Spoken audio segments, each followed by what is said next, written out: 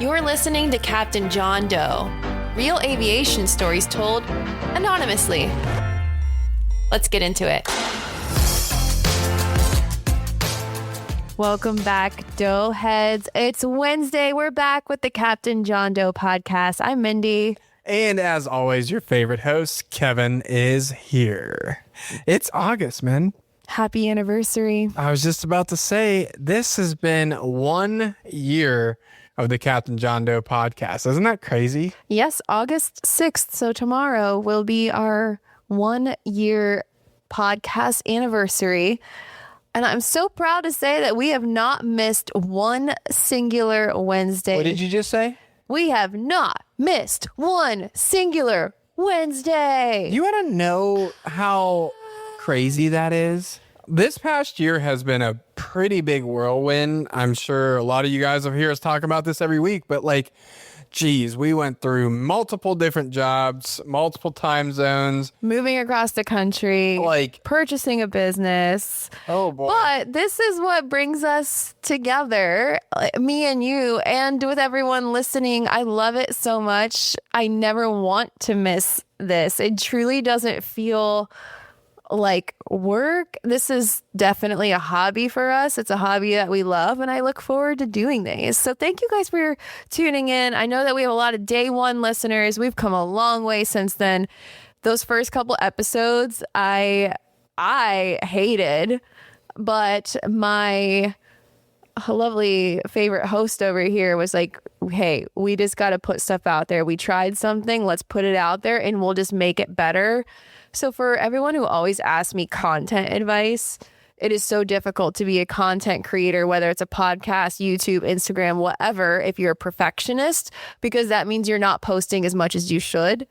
And so I'm so happy you encouraged us, Kevin, to put it out there, even though I knew it wasn't perfect. But you're like, it'll get perfect. We got to practice and start somewhere. Right. I think another thing to just add with the growth of the podcast is when we first started off, we were unfortunately having to do some research on stories and use Reddit and stuff. We are solely listener submitted now. Every single thing we read is from you guys submitting it in. Yes. We are rocking and rolling.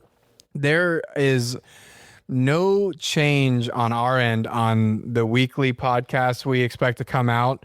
They will be there. I'm hopeful and optimistic that this year might mean more things as well. Who knows? We're not going to say anything because we just don't know yet. I mean, and what's really awesome is building a podcast community is very difficult. And you guys made it happen for us, so thank you. But in our first year, we even got to do a live show at NBAA base in Las Vegas. That felt like a turning point for our podcast, which happened so early on. We came out in August of 2025, and in October, we were doing a live show, a live recording, which was really scary, but it even propelled us that much quicker and faster. And then we were invited to do a live show at Oshkosh this year, which was kind of my dream when we got started. I looked at Kevin and was like, I want this podcast to grow big enough where we can do a live podcast at Oshkosh. And we were invited to a venue to be able to do that, but somebody didn't show up to Oshkosh. Well, anywho's, that's my fault. Speaking of Oshkosh, though, do you have anything you want to let me know on and that you did? I wasn't there. We know I wasn't there. I'm in training right now, but Mindy got to go. I did. Yeah, we owe an official Oshkosh recap because the last episode we were just kind of getting back to it and I just wasn't ready to do a full recap yet. But we should definitely do a full recap now. I am so happy that I got to meet so many of our awesome listeners. Someone who's even won one of the merch drawings came with their merch, with their bag that they got and their swag, and came and took a photo with me. That was one of my highlights. How cool is that? You sent me that pic. I'm like, no way. Yeah. This is actually happening. It's just, it's an interesting shift for me as a creator that in the beginning of me creating content 12 years ago, people would come up to me at air shows and stuff and say, I love your Instagram. And then it shifted to where all these people would come up to me and say, I love your YouTube and I love your videos once I got into YouTube channel. Now a significant amount of the people that come out and seek me out to say hello, which I absolutely adore. So thank you for doing that and taking time out of your precious day to do that, is people saying that they're podcast listeners. And one extra cool thing is the amount of people that came up with their kids that listen to the podcast as a family. That's so cool.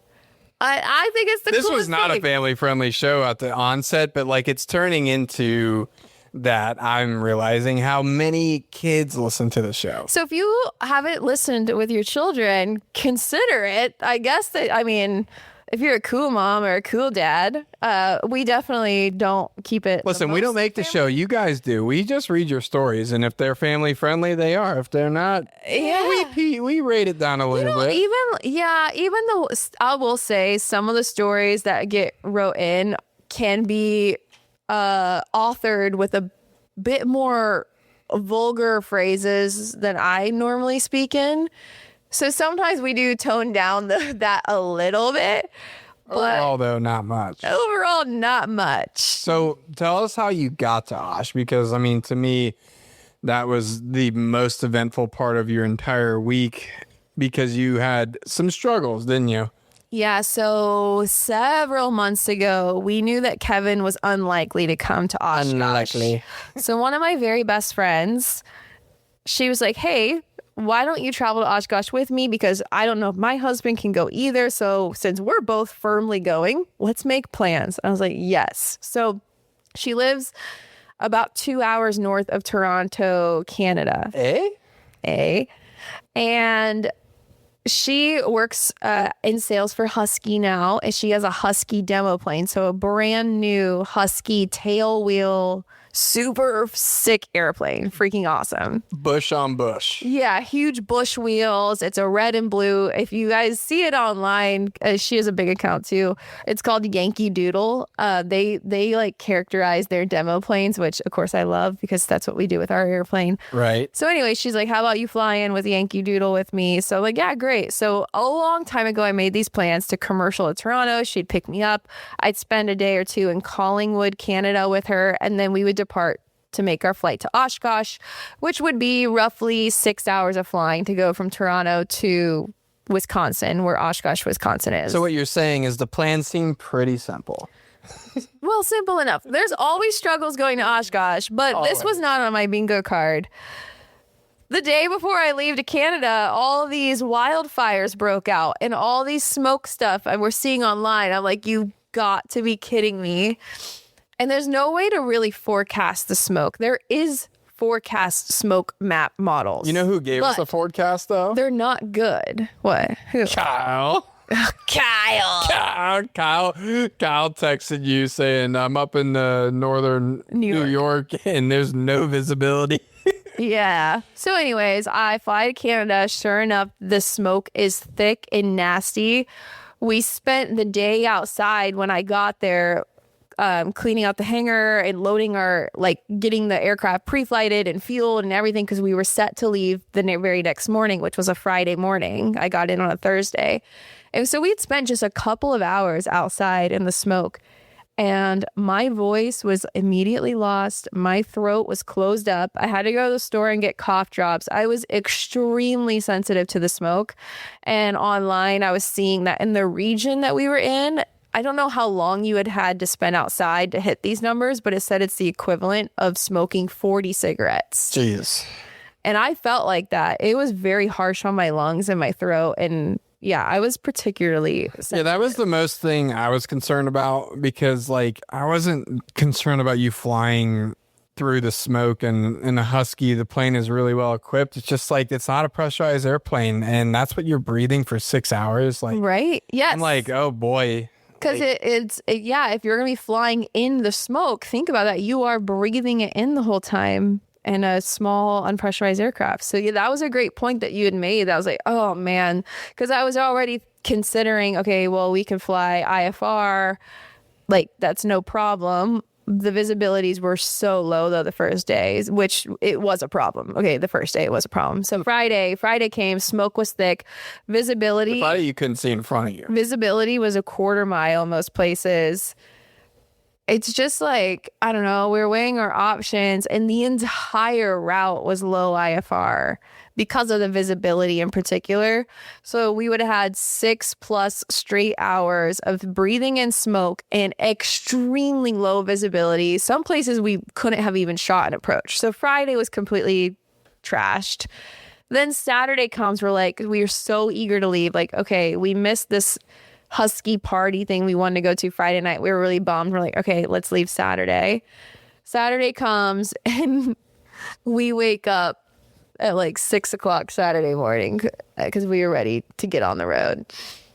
And we both wake up before our alarms because the sound of thunder was so loud and frightening. It's inevitable, isn't it? Like, inevitable. It was unforecasted. Well, the night before you call me and you're like, I'm going to be up and at 'em real early. I'll be on the road.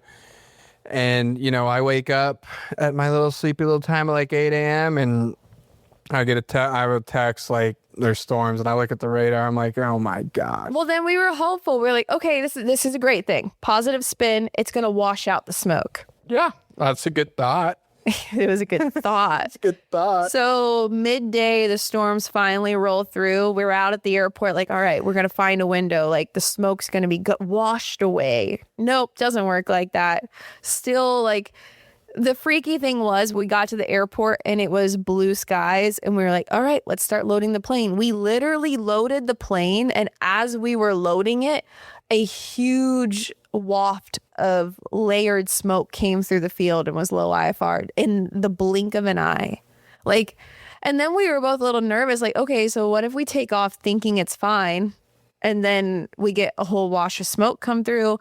We're looking at the smoke forecast maps and like, they're forecasting what they can, but like they're not very accurate. Right.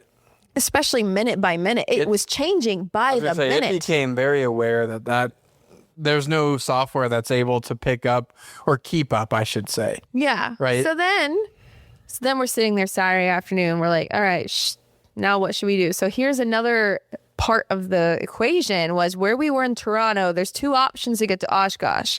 The more preferred route is what we call the northern route, which goes through the UP, so upper Michigan, above the Great Lakes, and then come down from north to south in Wisconsin.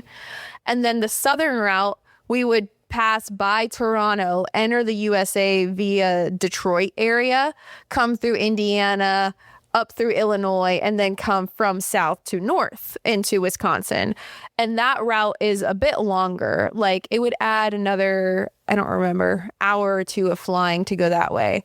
So our decision, we were looking at the forecast and we're like, we saw the forecast today and it wasn't as forecast. So now we're kind of scared to make progress in either direction because once you commit to one way, you're committed. Tell them why though. Like even more like about customs too. Oh yeah, I'm getting there. Yeah. So we're like, well, if we launch, it's going to be a tough flight this afternoon because we are going to be picking around storms and stuff. And then we're committed on that route. We don't want to fly at night in particular. So we'd really make 2 hours of headway and then be stuck somewhere. And what if the forecast, which says it's going to be good on both routes tomorrow, what if it's not and we chose the wrong direction because the smoke comes through on forecast? But an added layer of complexity that you just brought up, Kevin, was we had to enter the US of A. Caw-caw. Good old USA. So if you guys have not done that before, it's not difficult, but you have to give them a 2-hour heads up before getting there.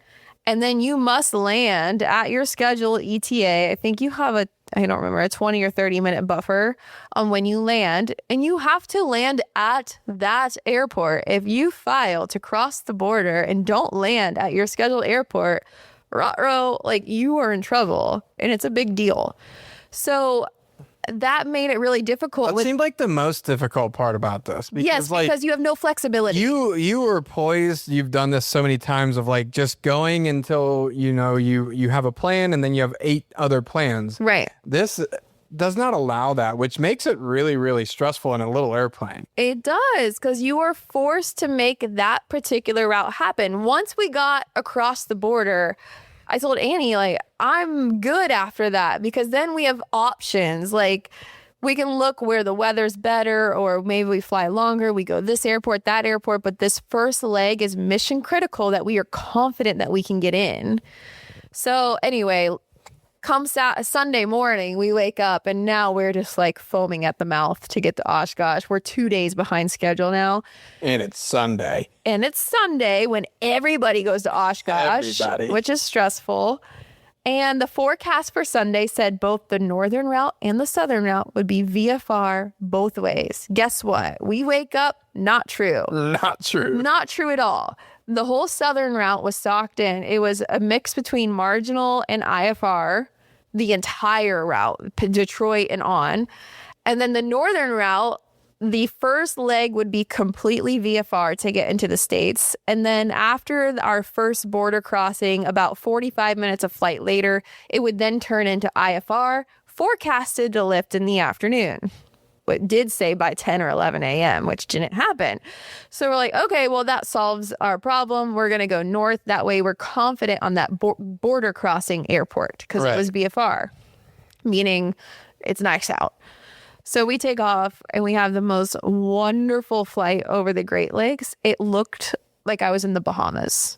Like the water was so blue. There was islands, there's boats, there's sunken ships, there's lighthouses. It was gorgeous. Another reason I selfishly wanted to go on the northern route. I get it. I don't want to fly over Detroit. Nobody wants to fly over Detroit. I won't call it the armpit of America like we do Ohio and Shreveport, but well, it's not.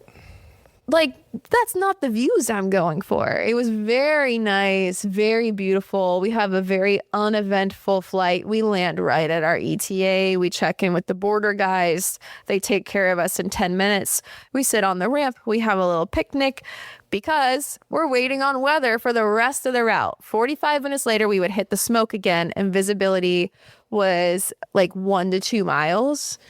So it was supposed to lift at 10 or 11. 10 and 11 come and goes. And we're like, all right, we need to make a decision here. I told Annie's like, I think we should just file. I'll file off an airport where the smoke starts. That way we can get out of here VFR, and then we'll pick up our IFR in the air. And then we'll get to an airport north of Appleton, which is north of Oshkosh. We'll land, get fuel, and then we're just going to wait there until Oshkosh opens up. Because if you guys are unfamiliar, Oshkosh must be VFR, meaning marginal or better, for the arrival to be open. Otherwise, the airport's closed. You can't shoot and approach their IFR unless you have a reservation, which we did not, and there was none available. So she's like, all right, let's rip. So we get out of there. We fly VFR. Sure enough, 45 minutes later, it's like a blanket is over us. And just visibility. It's a strange thing because normally when I'm flying IMC, it's because clouds, right? It's because there's a low overcast layer or there's storms or whatever. Rarely is it visibility. That's the problem. It's the weirdest thing ever. It's something you can't ever train for either. No, I've never been in IMC weather that was because of visibility and not because of cloud cover. Weird. Very weird. So we pick up our IFR flight plan. We're flying, and yeah, sure enough, like what feels good is when you look straight down. We were at, I want to say 4,000 feet. So that's less than a mile, right, in the air. So you can look down and see the ground. But when you look out over the nose of the plane, you just see like white, grayish nothingness. You can't see the horizon. You can't see anything. So it's a strange feeling because it's like a little comforting that when you look down, you can see the ground. You're like, okay, when I get close to an airport, I want to be able to see it. But when you're looking out ahead of you, you can't see anything. So we get to this airport, Shawano. I don't know if I'm saying it right, EZS. And this wonderful airport manager, who I hope is listening in, Kyle, not Kyle. This is Kyle. Welcomes us with a big smile. So helpful. Shout out to Kyle, who's a friend of the pod, who took care of me and Annie when we got there. We got fueled up. We walked to a little restaurant, had lunch because Oshkosh wasn't allowing arrivals in yet. So we just took our time and we're hanging out. It's now marginal where we are, which means it's legal to go fly without a flight plan. It means you can just take off and go fly around. So we're sitting there at the FBO And we're thinking like, man, when Oshkosh opens up VFR, the amount of people that are doing what we are doing right now is going to be a freaking chaotic zoo. Mm-hmm. And we had like a 35-minute flight from where we were. So by the time the news is out that Oshkosh is open, by the time we get there, there's going to be probably thousands of planes. Little foreshadowing, there were way more than thousands of planes. So it's marginal, which means like it's not ideal, but you can see. I tell Annie, if you're comfortable, it's marginal the whole way to Oshkosh. Every airport marginal. It's all trending in the positive direction. I tell Annie, if you're comfortable with it, because I want to make sure we're both on board, I say we rip out of here, head towards Oshkosh, and hope that it goes marginal and that we get in. And if it doesn't, then we'll land at one of these other airports that are closer to Oshkosh, and we'll be set for the closer for the arrival when it does open. So she's like, let's send it. So we take off, and when you're coming in for the Oshkosh arrival, they have special procedures. They call it the Fisk arrival. And as you're approaching this arrival, which is a set waypoints and landmarks that you fly to come into the airport, and controllers on the ground look at you via binoculars. They're literally at a landmark on the ground, not at the airport, like before the airport. And they have binoculars. And when they see you, they say, for example, red and blue high wing with Tundra tires, rock your wings. And then you rock your wings left and right in the air to say like, that's me. And then they give you the instructions to land. That way, all the pilots are not talking on the radio. Otherwise, it would be way too congested. So instead, that's how they do it. So that's why it has to be VFR as well. And you all get yourself in line. Usually, you're a half a mile between other aircraft, which is really tight. Really tight. Yep. Like airplanes are all around you like a hornet's nest. But when it was low visibility, they were requiring 2 miles in trail, which is way more comfortable because the visibility was so bad. So they're like, yeah, I can't do half mile, but 2 miles. So we were approaching Oshkosh, and as you approach the arrival, you have to listen to the weather or the ATIS there.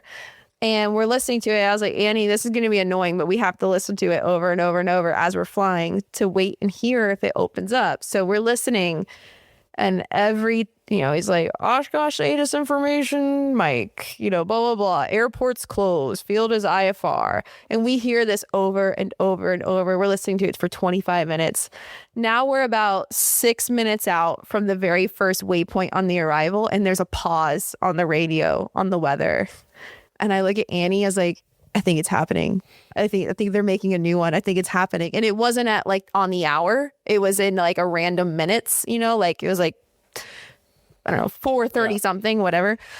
And I was like, I think it's about to happen. And then it came on, and they said the visibility, and it was marginal, like the arrival is now open. And we were screaming and the airplane cheering. We were like, yeah, like we're shaking our fist in the air because we were practically on arrival. Let me chime in. So I'm stressing. I'm on flight radar watching this every single second of it. And then I see the field opens up, and I see this little ass husky right there. The timing could not have been better. I'm like, oh my God, this is going to work, because like Mindy said, the second people knew, I've never seen more airplanes, I think, ever. There's no possible way Oshkosh was ever busier than that Sunday. Yeah. And you got there. And I have pictures of flight radar. Maybe she can post it. But you have her little airplane. Oh, we were maybe the 6th airplane in. Right. 5th or 6th in. But like. Because that's how on it we were. And I was screaming at Annie. I was like, I'm a genius. I think I'm a genius. By the time you landed, the arrival already was like 30 miles out. Oh, yeah. Okay. So they start the very first possible landmark / waypoint on the arrival that they could start at, if it's dead, is called Green Lake. And so when we got on, they were like, all right, arrival's open starting at Green Lake. So we were the 5th or 6th plane. We were turning at Green Lake onto it. And I told you, we were only maybe 4 minutes at it. At that point, saw.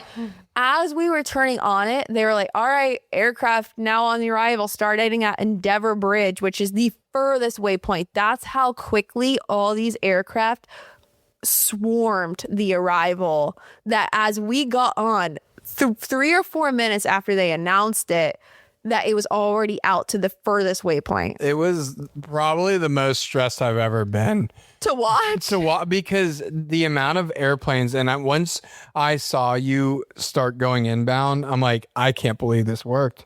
Because it would have taken you at minimum another hour if you were 5 minutes back. I'm a genius. Like 5 minutes, another hour. I had a gut feeling. We were sitting in the FBO. We were both comfortable. We both had our laptops out, and I just had this gut feeling. I looked at Annie. I was like, I think we got to go. Yeah.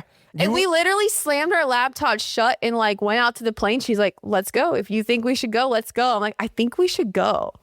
You texted me that, and I was like, I was with my mom having breakfast. I'm like, she's sending it. And we're all watching you on Flight Radar on the couch.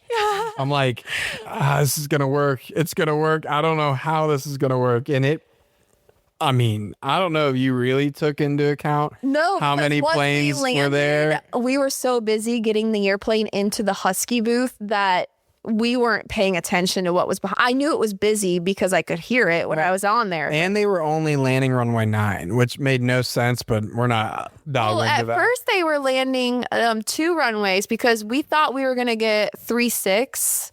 And then as we got to Fisk, they changed us to runway 9. Right. I had to change it. I'm sure somebody out there has a reason why on Sunday during the most panic thing I've ever seen in my life, they only chose to land runway 9, but... Oh, some of our other friends were coming in on the Warbird arrival, which is a different one if you have a high-performance aircraft.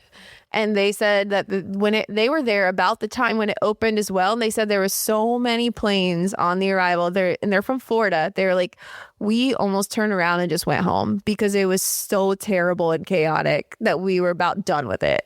Like it just was nonsense. But anyways... That was your most eventful, probably part of Oshkosh. Yeah, it was so rewarding, though. I mean, we were screaming in the airplane. Like, it was so much fun. Other than that, anything that, like, stands out that you actually at the event? Of course, the night air show, a banger, as usual. Great fireworks show, fire bombs, all that. Love that. It was a great time this year. I worked in the Lone Mountain Aircraft booth, which is the brokerage I work for, and I got to meet so many clients that I've never met in person before, and so many people from the podcast and from social media. I feel like I met thousands of people. Like, yeah. And I lost my voice for an entire week. It's been a lot. You still haven't recuperated, have you? No, this is we're like at the first day that I'm like relaxing a little bit. Well, hopefully I get to join next year because that's 2 years in a row I missed. Yeah. That's okay. If you guys haven't been to Oshkosh, first of all, consider going, because if you listen to this podcast, you would love Oshkosh. That means you love planes and aviation. You don't need to fly your own little airplane. No, you don't. And if you do want to fly your plane and you feel like you're not ready for the Oshkosh arrival, there's other surrounding airports that you can land at that had temporary control towers. It's way easier to get in and more standard, you could say. And they have shuttles to Oshkosh. But if you are thinking about it next year, you need to start planning a trip right now. I don't know if you want to hotel it or camp or RV or whatever, but I highly suggest you start thinking about it as early as right now in August. Yeah. Because things book up quick. 800,000 people show up to this little tiny town in Wisconsin. Not yet. We haven't hit that benchmark yet. Okay. About 750,000 people showed up this year. Woof. Either way, this is a very tiny town in the middle of Wisconsin, and it becomes the largest venue and airport and everything all in once in 1 week. Over 10,000 aircraft showed up to this tiny little town and airport during this week. Crazy. 10,000. There was over 1,200 vendors. People say, what do you do at Oshkosh? You can, it's the largest aviation expo in the world. There's over 1,200 vendors of booths, of giveaways and learning things and seminars and talking to these companies. It's absolutely incredible. It really is. I'm going to look up a stat real quick. What's that? Hold on. Tell me. Maybe I know it. Quiz me. How many planes land at Hartsfield every day? Oh, I don't know that. Hold on. Holding. We're all holding. Okay, this is what I thought. So around 1,000 to 1,300 planes land at the busiest airport every day. So just quick little math of 10,000 planes were at Oshkosh. That blows that out of the water. Blows it out of the water. The busiest airport in the world. But remember, Hartsfield's set up for that. Right, that's my point. The busiest airport in the world, Atlanta Hartsfield, is secondary to Oshkosh during this 7-day window. Right. And no pilots are supposed to talk on the radio. It's crazy. And it works. Do. They were chirping at each other. Well, it was a kind of takes me off. One. Yeah, there was like people cutting the line and pilots were like screaming at each other. They're like, you're not supposed to be talking. And then that would make more people talk. And it was a crap show. Anyways, I want to pivot real quick just for a little self-advertising of North Georgia Aviation. Aren't you putting out an ad for some new employees? Yes, but it's likely that in just a couple of days it'll be filled. It's been open. Well, this podcast comes out like in a day, so I know, but we're doing interviews as we speak. Let me be clear. I don't want to give anyone's hopes up. Yeah, but it's not like we're gonna not hire again. That's true. Okay, I am hiring 2 new flight instructors at my flight school, North Georgia Aviation. The application period has already been open for a while, Kevin. Okay, a while's being 2 days, but to be fair, you've gotten a ton of... Well, we already had a ton of applicants before the roles were open, so... I mean, me and my chief pilot, we were talking. I was like, should we even advertise it's open to get new applicants? Because we have plenty of good applicants already. And I decided yes, because I do want to get my name out there and get more people interested in the school and stuff. So I was like, yeah, let's put it out there and see if we get new applicants, what that brings. And we've had a ton of new applicants. However, if you are a CFI and CFII, you must have both when you apply. Please, because if you don't, it's just going to go nowhere. And we're looking for full-time positions, but I always will have the CFI role open on the website, whether we're hiring or not. That way, next time we come to hire, we'll reach out to anyone who has submitted their stuff saying, hey, if you're still interested in a role or still looking for a job, it's now open. Send us an updated resume. That's what we did this time. So if you head to aviationnga.com/careers. That's where the CFI page is. You're welcome to submit it. And we might not have these 2 filled. I just don't want to make any big promises, but we will be hiring again, I'm sure. All I'm saying is they're not filled at It's a revolving door. So put your app in. I'd love to see some new shining faces at the school. Right. Well, as always, head over to our website, www.captainjohndoe.com, to submit your story to our show. It's fully anonymous and is exactly what we read right here on our show every day. You could submit anything, and I mean anything. You guys know the drill. Follow us on social. There's going to be more stuff coming out soon. I know it's coming out soon. Subscribe so you don't Are you making the social media stuff? I'm reading. Okay. Leave a review and a rating. That's how we keep going. Speaking of reviews, what do we got? I got crayon. I don't know how you spell that. Doesn't matter. All pilots must listen. 5 stars only. For every pilot, this is a must listen to show. Mindy and Kevin are wonderful in general. Thanks. Aww. But in this show, they have curated the best anonymous stories that you can both learn from and laugh about. Just be aware, people will think it's odd that you're laughing to yourself on your drive, walk, or where you listen to on your podcast. Well, thank you, Cran. I love that.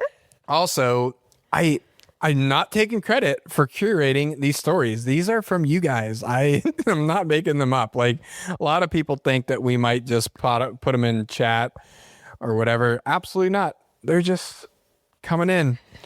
We're doing a monthly merch giveaway all year long. And we'll keep doing it. We saw somebody at Oshkosh. Mindy did. One winner The selected. next one is episode 58. which is going to be out on August 26th. August 26th. Okay. You can enter for free by following us on Instagram, engaging with our monthly giveaway posts, leaving us a podcast review, and sending a DM after you complete it as an entry. Click on our show name on Apple Podcasts, scroll to the bottom, add your rating. It's open to U.S. residents 18 or older, full rules linked in the Instagram bio. You got anything about Kyle this week? Kyle. He's been annoying me.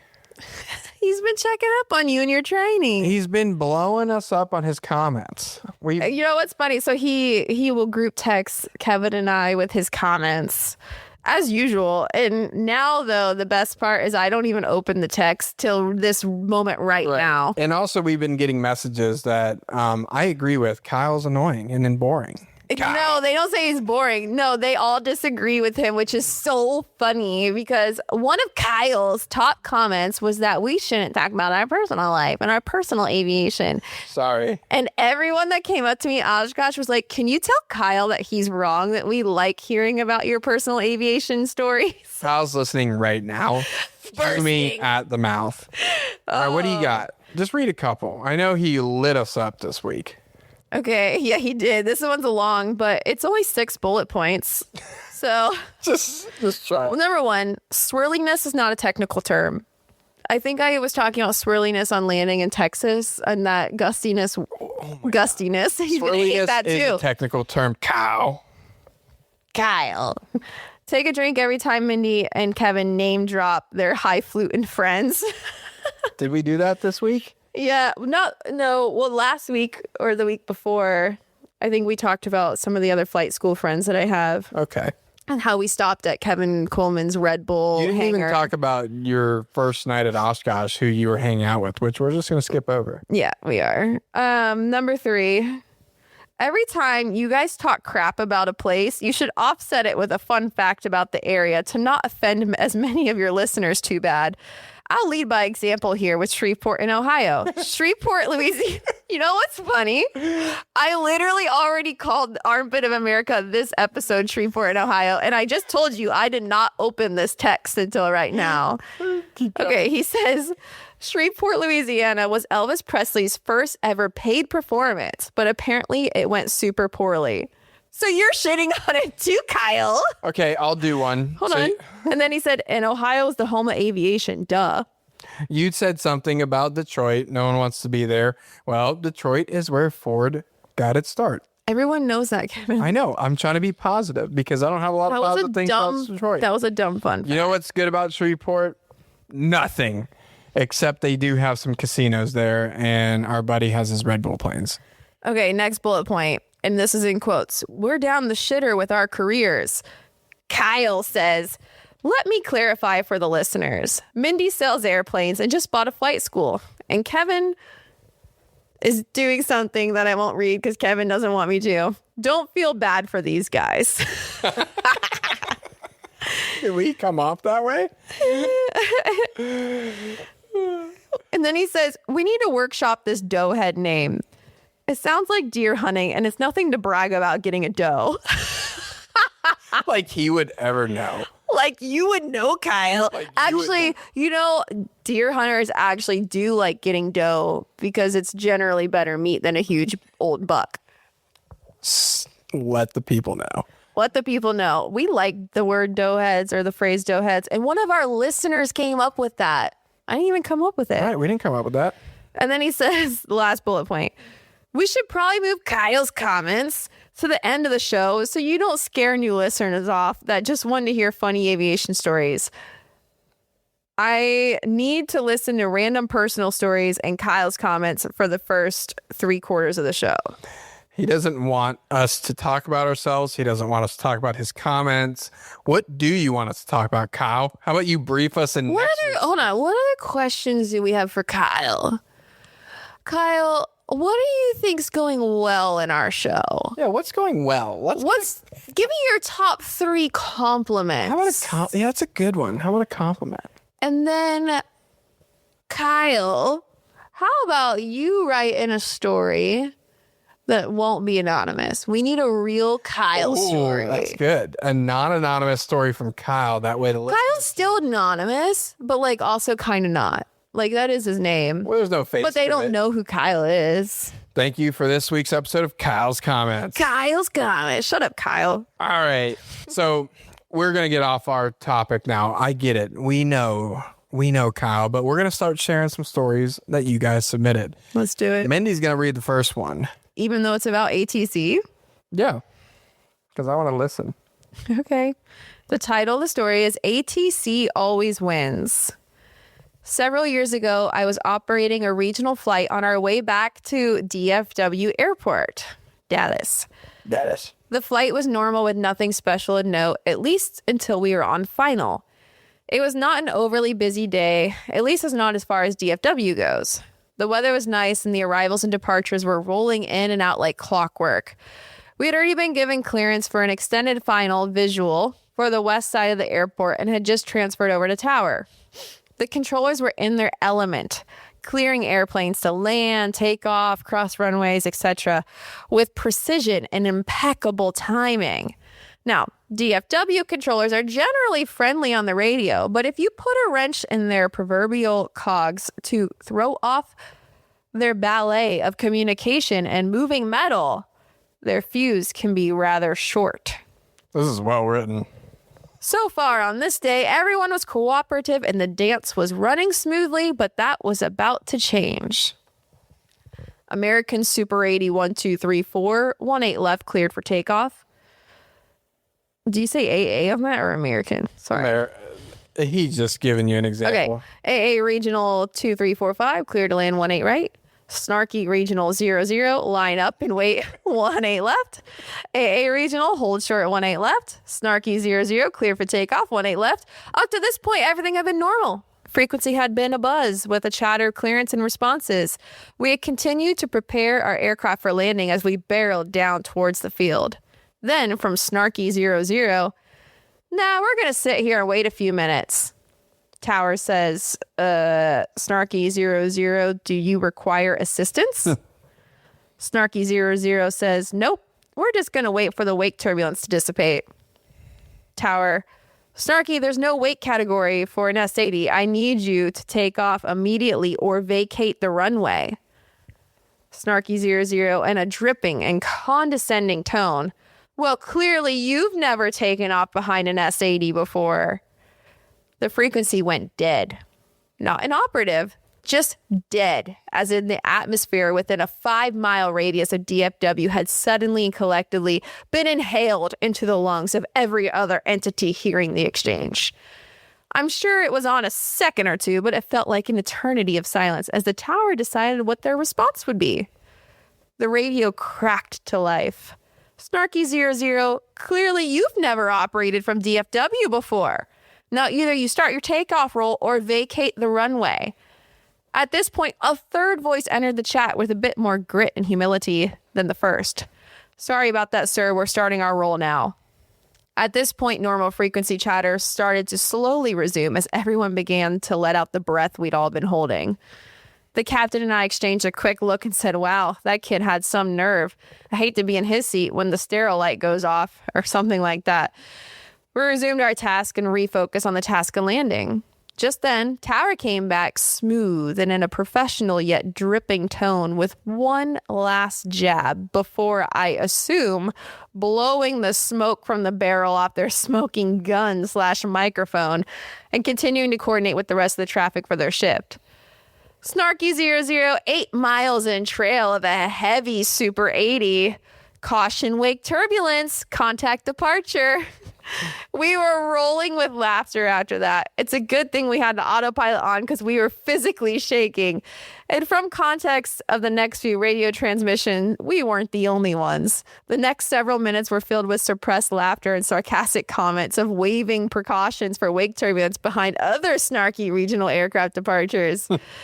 I learned a few things that day. Mainly, ATC has jokes and follow-ups, but also it's best to save the argument with ATC for a phone call after the flight, because at best, you'll most likely lose, and at worst, you'll get made into a shining example in front of all your peers on how to get clowned on the radio. Yeah, great story. So, number one, your awareness of how quick and witty the controllers can be is correct, because I say this from a point of view of being a controller. They've seen every single possible thing, and they've also heard every single possible thing. And one easy way of getting a fun, jokingly snarky response is to throw off the cog in the machine. By the way, just like clarification, the S80 is an MD80. Yeah. That's just what American codes it as. Yeah. So I assume our writer is an American Airlines pilot, but like by some of the context in this. They said American regional versus snarky regional, which... Oh, okay. They did say A, yeah. You can... Who would be the snarky regional? Delta? No, they're at Dallas, so snarky regional more than likely is going to be a non-wholly owned regional. You guys can guess. They probably own all of their aircraft.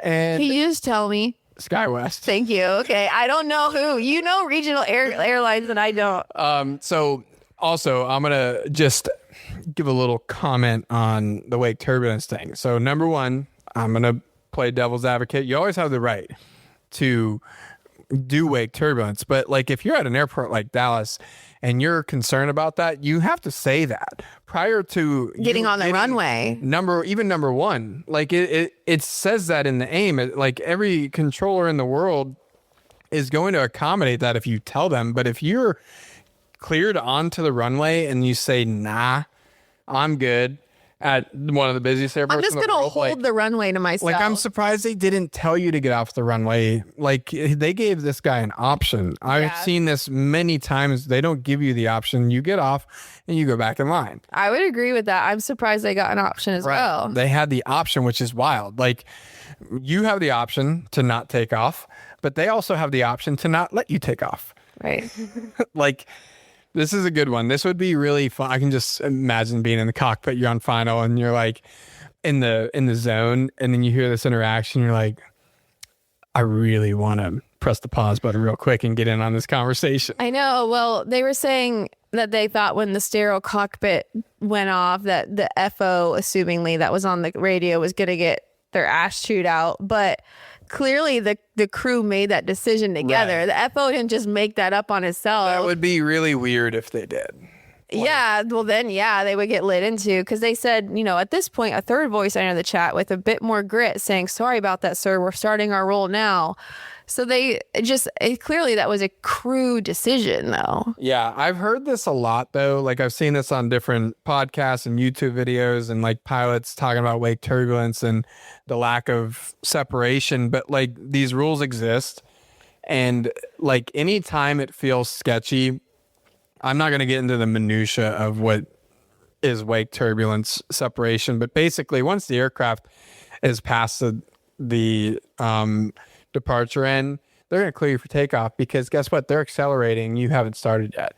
And it just naturally happens. That's why his last ending call is like, traffic's 8 miles in front of you. You know how many miles they need? 3. I know, they were being assholes. 3.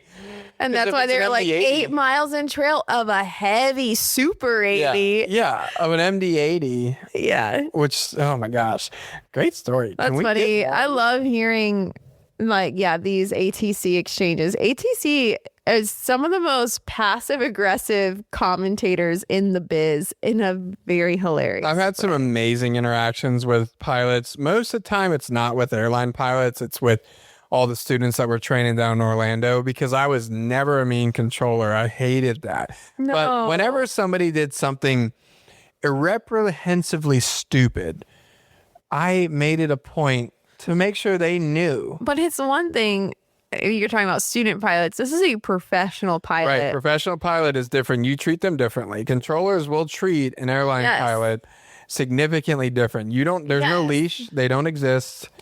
Like, whereas even a GA pilot, you don't have to be a student. If you're flying your 172 or Cirrus around, you're going to get treated differently, because professional. Yes, agreed.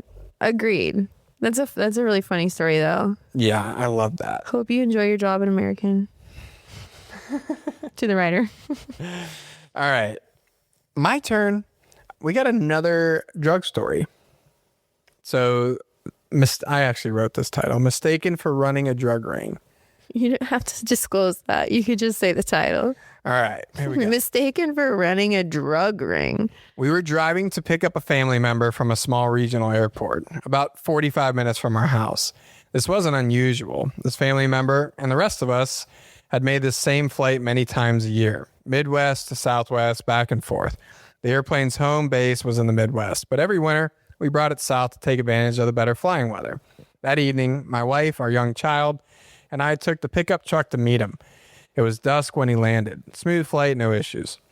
He tossed his bag in the bed of the truck, climbed in, and we headed straight down to the road to grab dinner.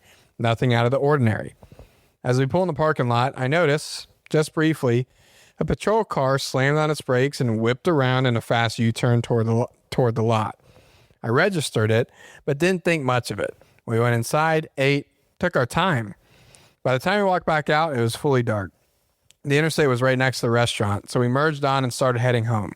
The road climbed through many hilly stretches, and ahead of us was a semi-truck moving slowly. We began to pass on the right. That's when the lights appeared. Bright headlights in the rearview mirror. Close, very close, riding our bumper. We were already doing about 5 over the speed limit, pretty normal for this stretch of road. Anyone who drives it knows that if you don't keep up, someone will be right on you no matter what lane you're in. To clear the semi and let the car behind us pass, I ease up a bit, maybe 8, 10 over, just long enough to finish the pass. And then blue lights. It hadn't even occurred to me that the car behind us was a police vehicle. We pulled over. The officer approached and told me I was being cited for going 8 miles over the speed limit. 8. I was surprised, but I didn't argue. I handed over my license and accepted it. He walked back to his car. A moment later, he returned. Then he said something unexpected. He told me his partner was new and asked if we would allow them to do a practice search of the truck. I paused. Then half joking, I said something like, well, if you don't give me a ticket, I'll make you a deal. I honestly expected him to laugh it off. Instead, he said, let me check with my supervisor. He walked away. When he came back, he said, deal. I stepped out of the truck, and that's when I realized what was really going on. Behind us were multiple vehicles, not just local police, state patrol, sheriff's units, border patrol, and at least one agency I didn't recognize at all. 5, maybe 8 vehicles total, blue lights everywhere. This wasn't a traffic stop. The officer in training went straight to the bags in the truck bed, specifically the bag my family member had just unloaded from the airplane. He asked permission to search it. We agreed. Nothing was found. Then another man approached us, plain clothes, serious demeanor. He started asking questions. Do you make this flight often? Why this route? Why Midwest to Southwest so frequently? We explained it's a family airplane. We have family in both places. It's simply how we travel. He nodded, then explained why we were standing on the side of the road surrounded by law enforcement. They'd been tracking the airplane. They noticed it flying straight lines, minimal stops, back and forth between the same regions. One night, it departed the Southwest around 8 in the evening and didn't arrive in the Midwest until early morning. That caught their attention. Then, weeks later, the same airplane returned, again arriving at dark. To them, it looked suspicious. When the plane departed this time, they alerted local officers. One followed us from the airport and watched the bag get loaded into the back of the truck. That was enough. They thought the airplane was a drug-running operation. We stood there, stunned, and explained everything again. What made it almost funny, if it hadn't been so surreal, was that we had actually told our family members not to fly so late the last time because we said it might look suspicious. Turns out we were right. Eventually, they let us go. No ticket, no charges, no issues. Just a long drive home, a quiet truck cab, and the realization that sometimes doing nothing wrong can still put you right in the middle of something very serious. And just like that, an ordinary family dinner after a routine flight turned into a full-scale multi-agency drug investigation because of an airplane, a bag, and the timing of sunset.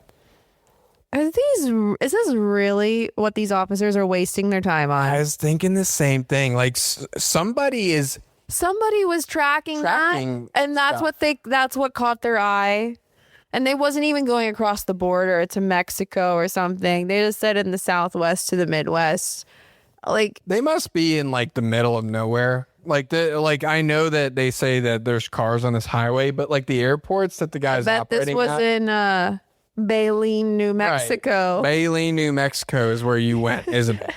Like that's the only world where this makes sense, where the local sheriff's department has. It's tracking. I'm not trying to trash on them, but like this is a ridiculous use of resources. Ridiculous use of resources. That's exactly what I was thinking when you were reading this. Like there's actual problematic stuff that you could tag in this, just because they said it flew some straight lines and you guys fly at dark. Well, this is America. We're gonna fly when we want. Straight lines have anything to do with it? We're an airplane. I've always flown straight. Right? Why? Oh my gosh. Like, I mean, I'll play devil's advocate as I always do. If they were that concerned, you know exactly who the airplane's registered, and just a simple knock on their door during the daytime. They wanted to catch them in the act, Kevin. Yeah, this is weird. Like, a lot of people ask me when I was a controller, are you looking at that? Absolutely not. I'm working mid shifts, and believe me, there's 100% planes that are probably carrying things illegal. That's not my job. My job's not to call the cops and be like, this plane looks suspicious. No. Like by doing straight lines over the Midwest. Yeah, that's a crazy I'm still idea. Like stuck on that, saying the plane was flying a straight line. Yeah, we generally like to get the most efficient A to B. That's why we fly airplanes. If they sounded weird on the frequency, I could see this calling the cops, but like that wasn't brought up. Like, and also, I mean, we're in Georgia now. I suspect that we're going to go to Florida often. So are we going to be tracked? Yeah, I'm about to say, and the cops said, why this route? Why Midwest to Southwest so frequently? It's like, well, most people buy and own airplanes to get between two places that they need to get from. I mean, that's not uncommon. Like, are this police station tracking every flight coming in this airport? They're just... Most people we know... you know what's happening? The local sheriff is running for a rerun to get elected, and he's waiting for a big headline smash hit of, sheriff tracks down local drug running operation. He's just hoping for a slam dunk. That's what's happening. A rammer jammer. This is I got me an airplane running drugs in our county. One time we were selling an airplane at our brokerage, and I'd ask my colleague who was selling it something about the background on it, and they're like, oh, just Google it. I was like, oh, okay. So I Googled the tail number, and it was seized for drug running. Nice, just like American and made, then it was taken by the government and stripped down and all this stuff, and then it was like auctioned off after that. But yeah, there's all these headlines about this exact tail number of it being a drug running airplane. Listen. Speaking of, also, do you come across those videos on Instagram of, okay, not drug running planes, but probably drug running planes where they're landing in like the Amazon on these hasn't? Crazy I feel like everybody in the world has watched those videos. It's just funny. The planes have no avionics, like they're smoking heaters. They don't even have headsets on. Nothing. They don't even have headsets on. Listen, they're just farmers. What are they farming? They're just farmers. Cacao. They're farming something. All I know, my takeaway from those videos are, wow, they are so much better at flying an airplane than me. Dude, they've got some kahunas to them. The stuff that they do is pretty wicked. It's ridiculous. Are we going to do we have time? Advice? I mean, it's our podcast. You're right. Okay. I love that story because like that felt like really personal, and I don't think you shared that to be funny. Didn't we have a similar story to that already? Yeah. Almost identical. Yeah, that's why I said another one. Yeah. It seems like... you started reading it, and I read ahead while you were reading it. I was like, did we already read this story? This one. No, and then I was like, no, I don't think so, because I don't remember parts of it. Okay. I mean, crazy. Anyways. Right. Let me read this advice. Go for it, man. Okay. Hi, folks. It's Harry the Rusty Pilot. Okay. It's supposed to be anonymous. What's up, Harry? I posed the CAPS question the other week just to fill you in real quick. I'm a private pilot that just got his BFR after 28 years because I bought, an aeropract A22 Foxbat. What? I don't know what that is. It's kind of a Y2K 150 with a Dynon panel. And I'm fitted for a ballistic shoot. And I just found out they're only $5K. I'll be purchasing one. But the reason I had a question about using it or not is most of my flying is done over areas where I don't have a lot of landing opportunities in the Okeechobee area. But that's no excuse. Nonetheless, my question for this week from this old man is if somebody without any ADSB or transponder went into a Class Charlie ring or a Class Charlie above airspace, do you guys in ATC see it? And if you do, does it look like a blank target or is there anything you do about it? How do you handle such a thing? And can you tell the difference in size or is it just a speed target? It came to mind because I was on flight following the other day and the controller told me he had a double target and I only had one transponder. So he asked me to shut off one of my transponders. WTF, LOL. All right, so let me start with that last point. Most likely your ADSB was transmitting and your transponder's transmitting, and every now and again, two targets will pop up. ATC controllers don't have any idea how many transponders you have on board. So a lot of this jargon you might hear comes from like the airline thing because airlines have multiple transponders. So they're going to say the same thing they're going to say to Delta. Yeah, the controller doesn't know. Like they have a baseline knowledge of aircraft equipment. So if they said to turn off one, they don't know that They probably wanted you to recycle. So if anyone says to recycle, put it in standby mode, put it back. That sometimes will do it, but more than likely your ADSB was transmitting a ghost position, which happens. Yeah, you guys may be even familiar sometimes on your own equipment, your own Garmin screen, your plane, or on ForeFlight or whatever. Sometimes you will see two targets, and it'll freak you out at first because when you're flying, and your Garmin will go traffic, and it's right on top of you, and you're like, what? Who? Where? Yeah. So the controller gets the same opinion, like, oh my God. Ah! Yeah, but it's just you, and it has a double target sometimes. Yeah. So, all right, back to your original question. If you're operating in airspace that you need a transponder or ADSB, how does that look to a controller? So, aircraft, just like the old days, give off a return.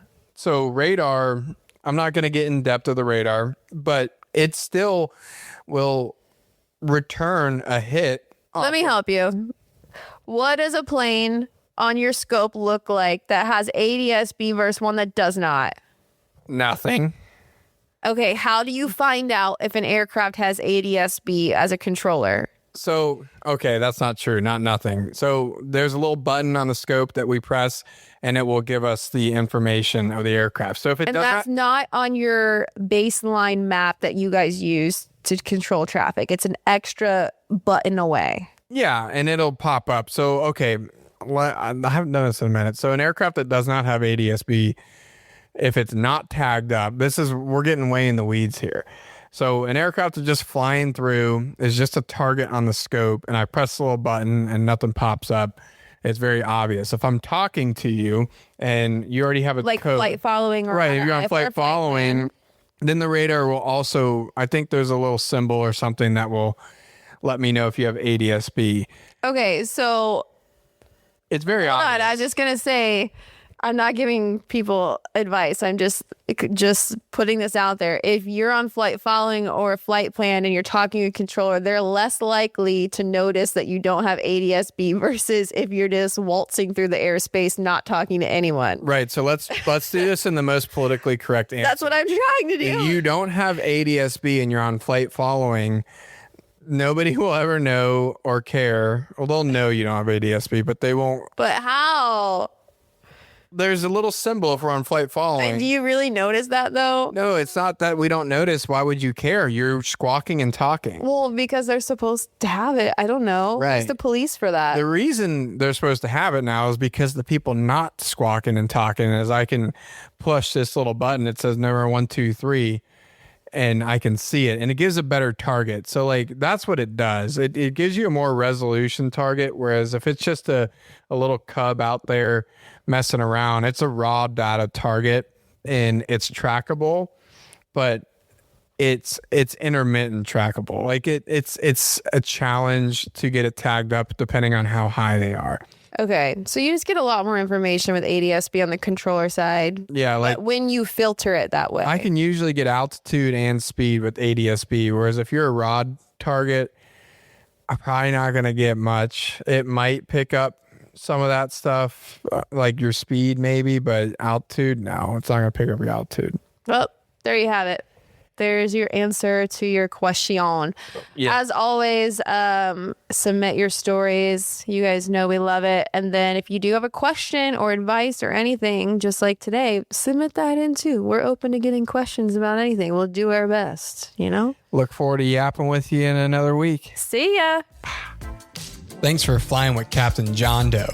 If you have a story to share, visit CaptainJohnDoe.com and stay anonymous.